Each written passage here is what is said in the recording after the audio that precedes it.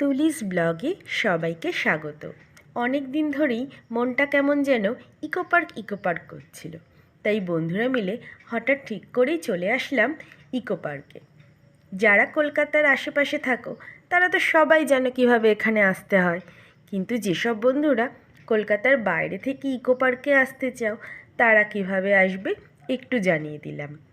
Sealdah station থেকে ট্রেনে চেপে বিধাননগর স্টেশনে নেমেই বাসে চেপে চলে আসতে পারেন কলকাতা ইকো পার্কে।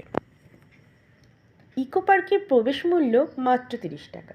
এখানে আপনারা অনেকগুলি ছোট বড় উদ্যান দেখতে পাবেন এবং বাচ্চাদের খেলার জন্য অনেকগুলি পার্কও আছে। ইকো পার্ক এতটাই বড় যে একদিনে শেষ করতে হলে বেশ অনেকটা সময় নিয়ে আপনাকে আসতে হবে। পার্কের ভিতরে অনেক ছোট বড় খাবারের দোকান আছে। কলকাতা ইকো পার্কের সবথেকে আকর্ষণীয় জিনিস সপ্তম আশ্চর্য। এটি দেখতে হলে আপনাকে অবশ্যই 30 টাকা দিয়ে টিকিট কেটে নিতে হবে। কলকাতার বুকে অবস্থিত সাজানো একটি উদ্যান ইকো পার্কে আপনারা বোটিংও করতে পারবেন।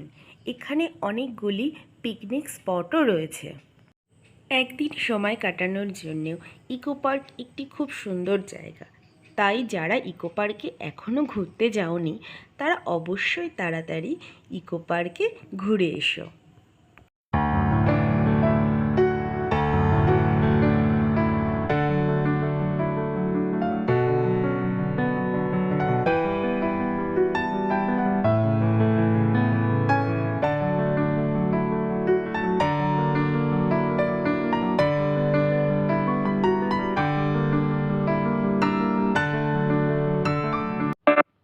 ইকো পার্ক থেকে বেরিয়ে আমরা চলে আসলাম অ্যাক্সিস মলে এবং লাঞ্চটা আমরা এখানেই সেরে নিলাম।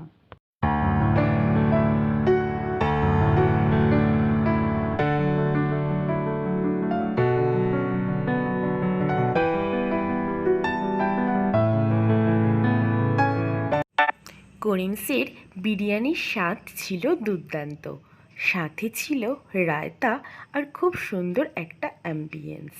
আপনারা কলকাতায় ঘুরতে আসলে অবশ্যই একবার ঘুরে যাবেন অ্যাক্সিস মলে। ভিডিওটি এখানেই শেষ করছি, আর পরবর্তী ভিডিও নিয়ে খুব তাড়াতাড়ি আবার ফিরে আসবো।